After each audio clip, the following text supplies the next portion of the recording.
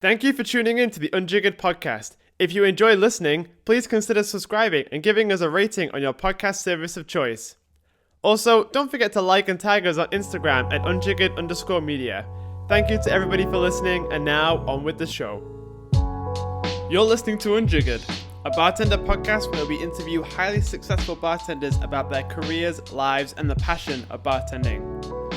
This week we have Rudi Carraro, the global brand ambassador for Montenegro.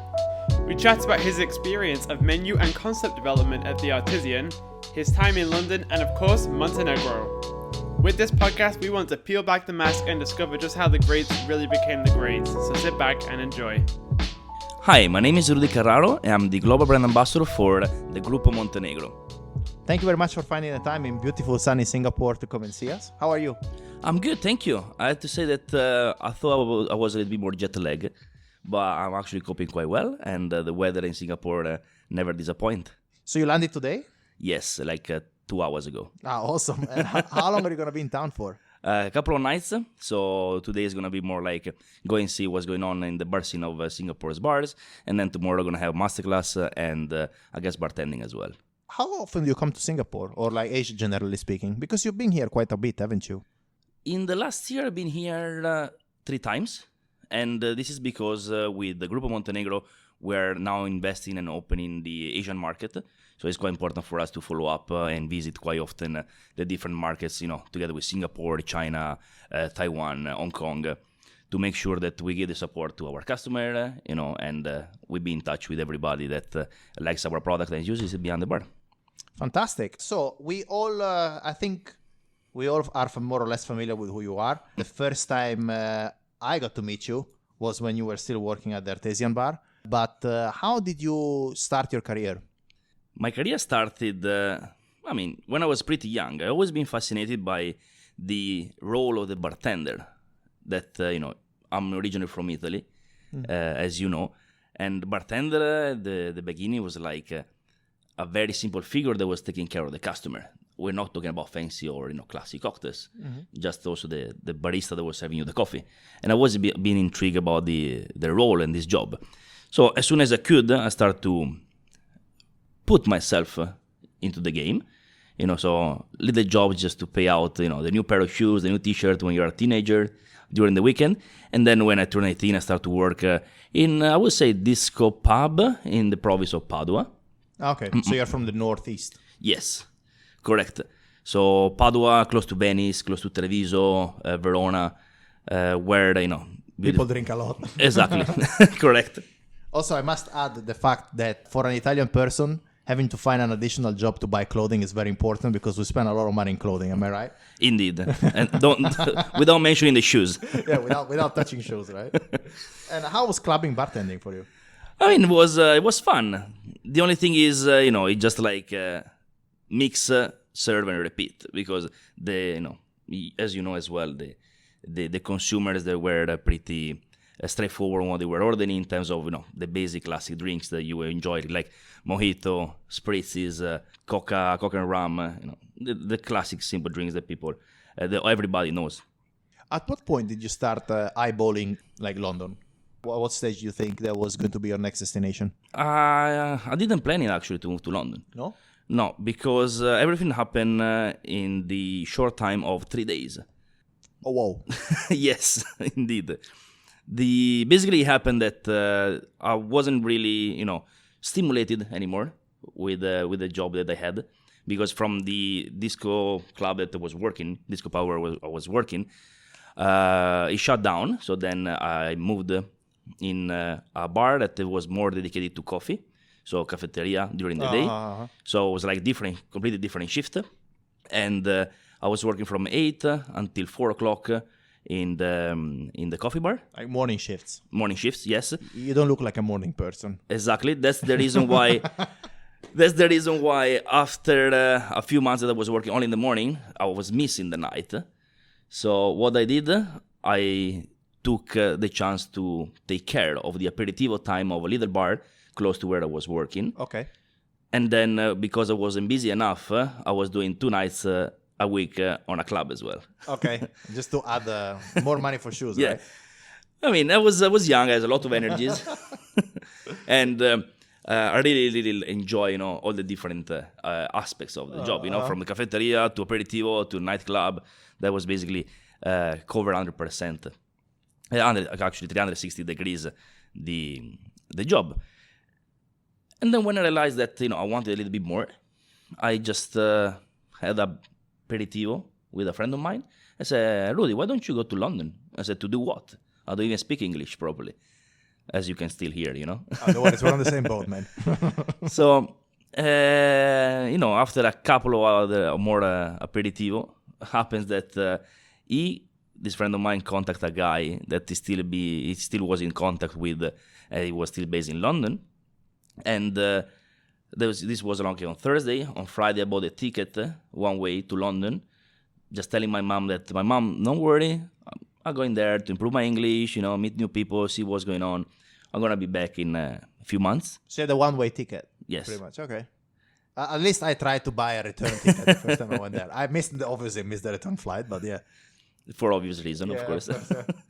No, I mean, so I told my mom, no worries, I'm going to be back. It's like 3 months, I'm going to improve my English, see new people. And the fact is, in a few months, it's going to be my 10th year anniversary that I'm living in London. That's crazy, yeah. So everything happened just because this good friend of mine just pitched me the idea to go to London, and I wanted to give it a try. And then, things started to build up. So just a couple of things to clarify. Like when you mentioned coffee, like a coffee place in Italy, like perhaps not everybody's familiar, but in Italy, coffee is a strong part of our culture, as you all know. But most bars would do coffee, and it's something that goes throughout the day, like the espresso machine is always kind of going. Yeah, actually, you might know that as well. To quantify the amount of coffee and how busy a coffee bar is, you count the kilos of coffee that you do in a day. Okay, so if you do like 2 kilos, you're not very busy. But if you do like 7, 8, 9 kilos of coffee every day, it means that you are kind of a busy bar. And if I remember correctly, we were doing like 11, 12 kilos because we were that's crazy, man. Just in front of the university. So, all the students were coming in, and, as well, Italy, one espresso is €1. So, just like tons of them. That's crazy if you think about it, because what is it? Like, is it 7 grams per cup? We should check with Marco Arrigo, but... Yeah, probably. Marco Arrigo, I think, is around the 21 grams because he likes his coffee in triple, but yeah. Exactly. So how was moving to a foreign country? Because this was your first experience abroad, I am to assume, right? When you moved to London? First experience... in terms that I was moving to the place, yeah. That's correct. Yeah. So how did you go about it? Because, a lot of people who perhaps are considering this move are slightly frightened by it. What is it that you did or you didn't do? Or what would you do differently if you had the chance to do it now? Probably the advantage that I had is that I didn't really think it through. I just packed the luggage, bought the ticket, and 3 days after I was in London. Where did you stay? Did you book an accommodation? Or? Yeah. So the very first accommodation I booked was a hostel in Bayswater. Oh, me too. Yeah? My very first accommodation was a hostel in Bayswater. Oh, right. Yeah. And I stayed there for like the 4 nights. And during these 4 days, I did like the job interview. So I arrived actually on Tuesday. So I booked the hostel until Sunday. In the meantime, I did the job interview. So on Monday, I was starting the job as commie in an Italian restaurant that maybe I'm going to tell you a little bit more about it later on. And in the meantime, I was looking for a flat, for a place to stay. And I found one. And as you may know, I mean, now time is different, but 10 years ago was very common to find yourself with 3 other people in the same room and sharing the room and everything. Yeah, so that was I think a very nice experience in terms of it makes you grow up, it makes you understand your position around the world, and it makes you think a lot. But if you can avoid to share the room with the 3 people that you don't know, please do. Which one was your very first job in London? You mentioned it was an Italian restaurant? Correct, the Italian restaurant in Notting Hill, and it's still there, very, very busy still, Osteria Basilico. Oh, okay. I know what it is because I lived in Notting Hill for quite a while. So Osteria Basilico, that is basically the place where the friend of mine who gave me the contact worked there like 8 years before me. And I just present myself. Hey, I'm Rudi. I'm looking for a job. Classic, yeah. Classic sentence. And I started as, come I was just polishing glasses, restocking the cellar, and serving the glasses of wine and soft drinks during dinner. It wasn't a cocktail place at all. Classic trattoria, osteria italiana. What was your? How did you upgrade your job after that? After that, I mean, the very first job, let's say that, even because of my skills, my level wasn't that high. Salary wasn't that amazing. Wasn't amazing at all. So it was just enough. Was enough to survive. I was because after 1 month I moved from the the sharing room in the sharing house, and I found myself a nice single bedroom. Whoa! That was like stylish. was like a 5-star luxury hotel at that time. And no one's trying to steal your socks. Fancy. And you could lock it as well, with a key. That was unbelievable. That was unbelievable at the time. And but the room was costing me £450 a month. Okay. And at that time, I was earning more or less 900. And then I got the chance to start to work behind a slightly better bar, but still focus on wine. Basically, I did the opening of the second branch of Negozio Classica. Okay. That there was one in Notting Hill on Portobello Road. It was like 100% focus on wine and just like a couple of aperitifs, nothing major. But it was nice because most of the wine that we were serving were like Italian. I was quite confident with them, and at least I was more in contact with the customer because I could suggest the wine, I could suggest some food pairing with it, and was more interactive. So this must have helped you with English dramatically, right? Indeed. Cool. Yeah. Also because Osteria Basilico, the names tells you already that it's an Italian place, where all the stuff was Italian as well.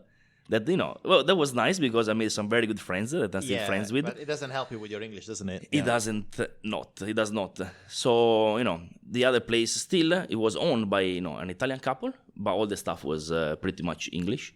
Oh, awesome. So, but at this stage, probably you still had your thirst for cocktails, right? At some point, I think you still wanted to work in a cocktail bar, right? I was dying to make some cocktails, Yeah. But with my CV, if you want to say like this, it was difficult to find a proper bartender job. Also because before moving to London, I had no idea what classic drinks were or American bar style of the drinks and everything that goes around it. So I really was looking for a position that could start me as a bartender. And one day, I don't know if you remember a very good place that now is closed, called the Montgomery place. Yeah, of course. That was actually just next door to my very first job. I was hanging around with, at that time, head bartender. That was Fabio La Pietra. And that was the time, that was around January 2012. Okay. So that was almost a year that I was in London. And what happened? I was, I brought a lot of different CVs in different places, different hotels, bars. I tried to ask the guys at Montgomery if I could work there, but they said, no, there are too many Italians here. So, we need someone. Fair enough, right? We need someone that is not Italian. So, okay, fair enough. And I was about to, go back to Italy because I wasn't, finding any bartender position or, any work that could then allow me the access to the bar. I was happy to start from zero because I didn't know anything at the moment. And speaking with Fabio La Pietra, by chance, I said, by the way, Rudi, if you want to pass me your CV, I can pass it over to the guys at the Artesian bar because there is an opening as a barback. Okay. And what did I do? I took the chance. Before that, I only went once to the Artesian because, we were in the area and a friend of mine that knew a little bit more London than me took me around. I said, oh, look, this is a 5-star hotel bar. It's very nice. They do these classic serves. And it was very nice because the very first person that served in the Artesian was a Roman. Ah, very cool. And I really enjoy, the drink that he served us. And also Roma just started there, And but it looks very, very professional, you know, very on point. Yeah, on point. Roman does look on point, as he always, regardless of where you put him. As you always do. Yeah, ciao Roman, if you're listening. And yeah, basically the Fabio just passed the CV over, and then I've been called for an interview. So this was end of January, beginning of February 2012. Okay. I've been called for the interview, and still the English was poor, you know. Imagine you're going to work. I mean, you work in a five-star luxury hotel. You know, the English is very important. And I was a little bit scared, so, you know, I went to buy a new blazer with all the money that I left, a nice tie, you know, new shirt, just to look presentable. Ready to attack. And at the very first meeting, of course, I had with the bar manager, that just asked me the classic question, you know, where do you see yourself working in 15 years? In 15 years, why do you come to London? What's your aim for the future, etc., etc., etc. But then I really enjoy. I was scared still, but really enjoyed the chat that I had with the head bartender of the Artesian bar. We're talking about Alex Cratena, aka Alexino, because after I spoke with the bar manager, he said, "Okay, I need you to speak with the head bartender because he needs to see if you're suitable for the job."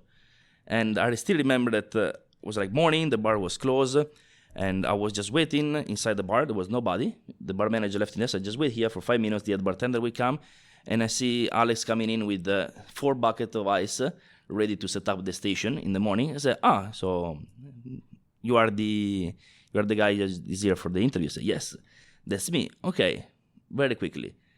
From you, I need just a few things, which is hard work, determination, and to be honest with you, probably in the next 6-7 months, you won't be making a cocktails. If you're happy with that, sorry, I forgot, a few hours to work as well. I say, if you're happy with that, you're on board. I mean, for me, it was like scary, but at the same time, very exciting. So what I did was like, I thought about it for like 1 minute, and then I said, yeah, okay, I can give. I'm on it. Yeah, I can give this a shot. So I'm on it, and basically from there, and then I started. I started as part of the team, as a barback. Joined as a barback, and I have to say that my English improved drastically because customers were 100% from all around the world. Behind the bar, we were from all around the world because there was only one guy, Simone, that was Italian. All the other members of the team were from all around the world, so English was a must. And then I start to, feel the energy of making the drinks, of running, actually not making the drinks, but running the bar, just setting up the station and doing the prep and be there during the service and see this world that for me was new because, I never seen anyone using, the bar spoon in the way it's supposed to be used, and mixing glasses, and then there was shakers. There was the Japanese heart shake. There was the Boston shake. And for me, it was like being a kid in a candy shop. I didn't know where to turn my head to really, because, I was trying to steal everything that I can with the eyes, So you have witnessed the Artesian probably from the beginning of the most successful period they had until the very end of it. And there has been a natural progression to it, right? How would you describe this process? How did the process go for you? Because you were part of a very, very successful team and you've been awarded as such multiple times. How did this process of like developing and reinventing yourselves every year, how did it work? It worked in a very simple way, like never stop learning, never stop thinking, and always push forward. That was basically what we were doing behind the bar. We were getting inspiration from everywhere. That could be, the leaves outside when it's autumn, to the kitchen preparation that the chef were making. So we really got inspiration for the drinks from everything. And the most important thing about the drinks, and I think, is a general concept, is that the drinks, first of all, they need to be delicious in terms of liquid itself, the cocktail itself. Then you can play around with the garnish, with the colorful and playful items that, people can remember. And when they remember the playful time that they have, the fun time that they have at the bar, as you know, they're more likely to come back and share the experience with other people. That's the way our bar get the name out there, and it gets busy. There was a lot of work to do because, especially at the beginning, there were only 5 of us behind the bar, and we were covering shifts from 9 o'clock in the morning until 4 or 5 o'clock in the night. Mm-hmm. So the shifts were long, but we were so united and passionate and very focused on the same goal that it wasn't a job. It was tiring, yes, physically, but with the mind, we were always spacing from all the aspects that you could think of. So the Artesian bar, as you guys have defined it, is one of those few places that have defined different styles of hotel bars. One can argue that there are a few of those places there. Like, for instance, you've got the Connaught bar, which define what a modern hotel bar should be. Mm-hmm. You've got the American bar, which defines what a classic cocktail bar should be, hotel bar. And then you've got the Artesian, which sort of created its own category, right? Of like this fun 5-star cocktail / dive / amazing bar. I mean, you've been there, no? You remember. Yeah. Basically, what we've been lucky and able to pull off was to make everybody feel comfortable in a 5-star luxury hotel bar. Because the first time that I walk in the American bar, I was a little bit scared. It feels intimidating as a place. Because I agree. especially if you are new, if you don't know the ambient, if you Absolutely, yeah. if you don't understand that it's just a regular bar, But in this way, just because we were, acknowledging everybody, with, big smile and funny cocktails, a little bit more loud music, hip hop music, dance music, it was an environment where everybody was feeling welcome, even though it was like, downtown London, Oxford Circus in a 5-star hotel. But was this something that you guys decided to do from the get-go as a briefing? Like, let's create this sort of idea? Or was it something that you guys developed from just being yourselves behind the bar? I think that it just came out because we all put our personality in there. Okay.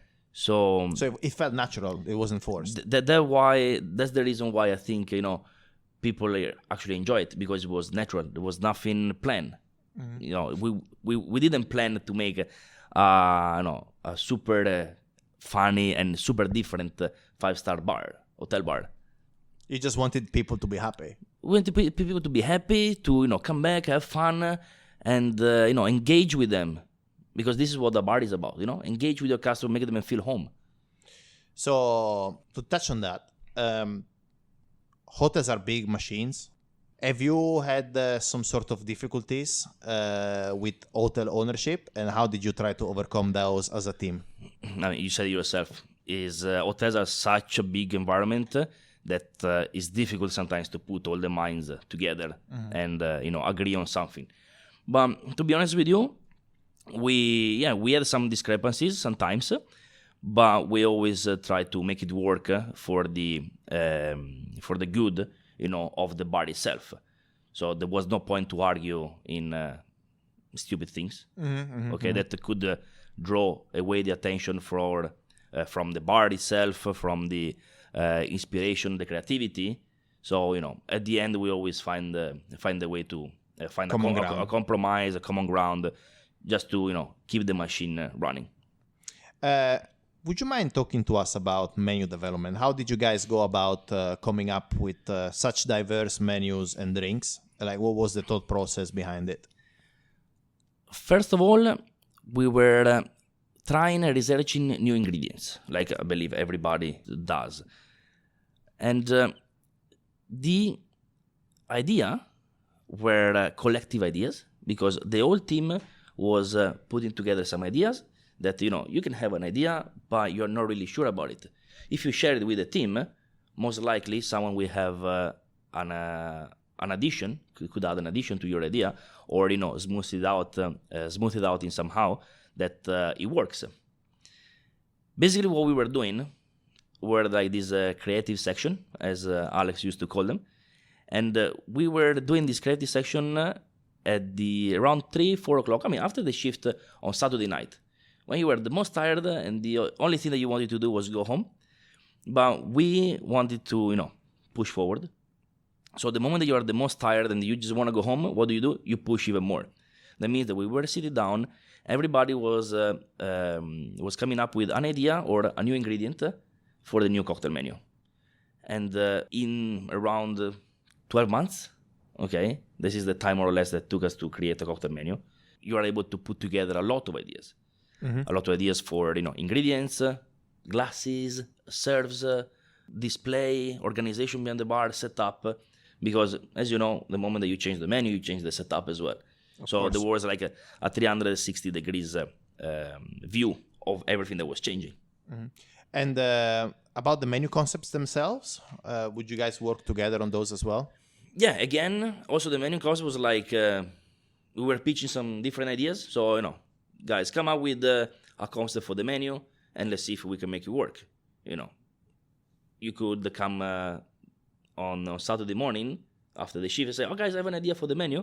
Let's do the menu based on the colors or the season or the cartoons. And then with the team, we were discussing if it's something that could work or not work, and then, define it into the doable way. What is your best memory from the Artesian times? I can't tell you that. No, it's something that it's secret for you. No, I'm joking. Best memories. Over almost 5 years that I spent behind the bar at the Artesian, there are a lot of memories. Of course. Some of them are very happy. Some of them are sad, but sad in the way that they were sad at the time. But if I didn't have that experiences, I wouldn't be the person that I am today. Okay, so I think, just being where I've been is my memory. And it's very difficult to find a particular episode. But if I had to say one, we used to have 2 stations at the Artesian bar. One that was doing the dispense, the other one more close to the door. Okay. That was doing the bar. And then on the other side, there was the washing machine where the barber was living. Was doing the glasses. And, there was, when you're busy, you're packed, and, you have a lot of people waiting for drinks, and everybody is screaming at you, the bar manager, the waiters, they all want the drinks, and, you're running out of glasses. The stress sometimes can build up. But the good memory is that we had, quite good ways to get rid of the stress. And a little funny episode is that we had this, how do you call it? The phone. Like a fake phone behind the bar that you could attach with the jack to the iPhone. Okay. And with that, from one station to the barber station, we were just calling for glasses, So the barber that was super busy, was sweating the hell out of it. It was like looking for his phone because it was ringing, and then it was just Simone calling, I need some glasses, please. and this was just like basic small things that, that push you forwards and don't make you think about the stress and the 2,500 glasses that you have to clean in 15 minutes. How long have you been there for? Almost 5 years. Yeah. So during this 5 years period of time, have you ever had a moment where you thought why am I doing this? Oh yeah. I have the perfect episode for that. And the amount of work was a lot. And was super busy night. And at the beginning, there were the team was 1 bartender per station, so 2 bartenders and 1 barback. That was the team also for Friday, Saturday night. At the beginning, and when I mean the beginning, I mean the first year that I was there, because then the bar was even busier and we started to get more people. But at the beginning, it was 2 bartenders, 1 barback, and the barback was in charge of restocking the fridges, ice, glasses. Whatever was needed because the bartender were busy making drinks. And I remember that I looked at the corner where the dirty glasses were collected, and they were I've never seen so many in my life. And it was it was 8 o'clock in the evening, Yes, halfway through your shift. Yeah. The night where there is no dinner break, so that you start at 4:30, and it just powers through until you close. Yeah. Exactly, it's one of those nights. And at a certain point, I clean a little jar, for the side juices. You can bring at the table, and very quickly I position it in the right shelf, but facing the wrong direction. So the handle, instead of being on the right, it was on the left-hand side. Okay. Alex turned around and looked at me with furious eyes, and he told me, "If you're not doing your job properly, you can't go home." Okay. And from that moment on, I didn't know what to think. I was like, okay, I have ton of glasses to clean. My ice is missing. Beers fridges are empty, and the handle should be the other side, but I put it on the wrong side, and I get told off for this. And that was that for me is the moment that or you break or you carry on. Lucky for me, I carry on. So it's a small example, but it makes you think that details on everything that you do, they matter, right? They do matter, even though the customer doesn't even see, because a customer probably doesn't even notice that there is a jar facing right or left. Exactly. But I know perhaps you're overanalyzing it a bit, but the fact is that if you start cutting corners, where do you draw the line, right? At some point, because it can be the jug, then it's the glass in the wrong shelf. That's correct. Then everything goes south, and then so there was truth to that statement, right? No, that's absolutely correct. And then the best way, as you know, to be fast in a busy bar is to be efficient. To be efficient and organized. Mm-hmm. That means that I know that the little jar has the handle on the right hand side. That means that I go straight away with my right hand to take it and use it. Mm-hmm. If the handle is on the other side, that can cause me maybe 2 seconds delay. Nothing major. Mm-hmm. But if you add 2 seconds all over the serves that you do, okay, every day over a year, you maybe lose a day. Yeah, no, absolutely. And, yeah, of course. And a day is a lot of time. Delay, stress. So yeah, little things matter. So you guys did an excellent job there. Especially towards the end of it, you were at the forefront of it.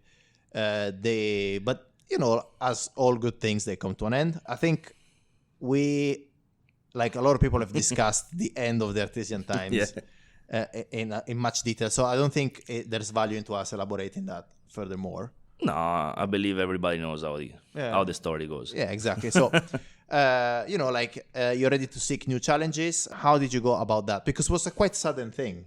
Am I correct? Yeah, I mean, it was, at the operational level, it was quite sudden. The thought for us, we were been thinking what would be the next step for us.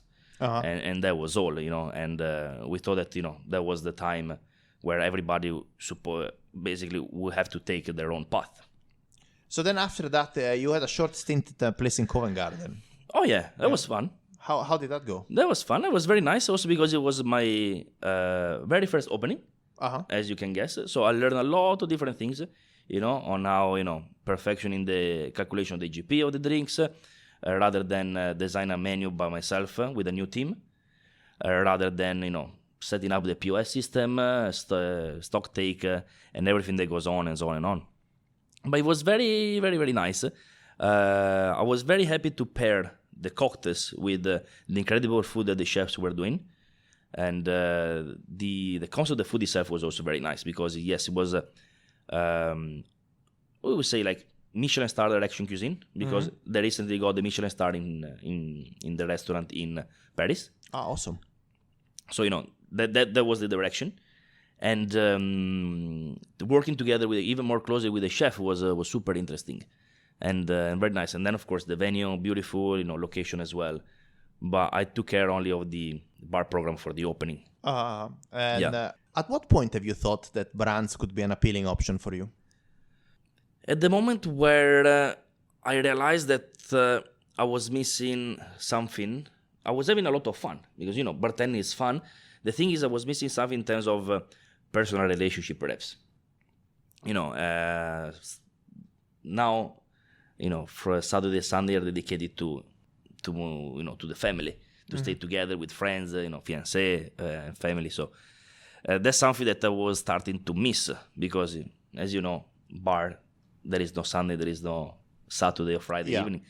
and there is no Christmas or Easter, you are there when it's always been like this. The hard job, you're there when the other people are having fun, they say, even though they don't know that we're having fun too. Yeah, of course.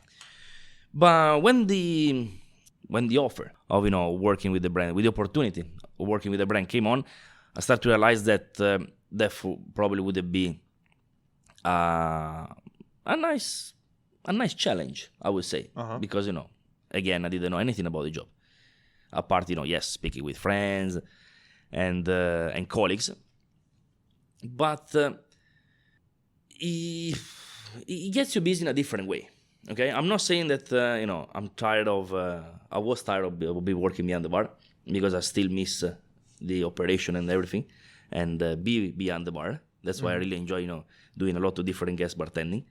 But probably because of the amount of time that we spend at the Artesian, and then after with the opening of the restaurant in Covent Garden, I needed like a little break from going to sleep at 6 o'clock in the morning.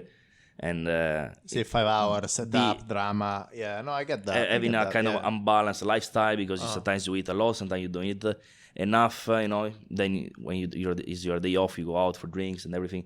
So it was, I believe, the right time for see if this could work. And to be honest with you, now I found myself even more busy than before. I sleep less than before because of the flights that I had to catch. No, but this is also like a bit of a common misconception, right? Is the fact that the moment that you start working as a brand ambassador, you're a 9-to-5 guy that just works for a brand. Like, that's a lie. I don't know who tell you that. Exactly. No, that's a lie. We were speaking with Declan McGurk recently on this podcast, and one of the things that he said is that as a brand ambassador, your brands are sold during the evening, so you still have to work a good chunk of those, right? Absolutely. Mm-hmm. And that's where the people see the job as super fun. Mm-hmm. Yeah, that's the fun part of the job.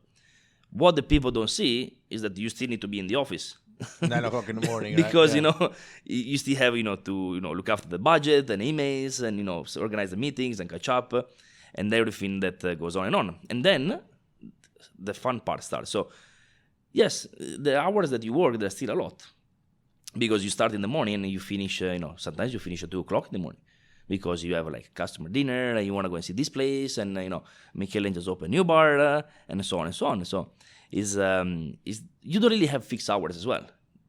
So, but talking about the decision that pushed you towards slightly pushed you towards brand, like nothing pushed you, that was a decision of yours. But do you think that the work-life balance in bars is off? And if you think it's off, do you think there's anything that as an industry we can do to fix it?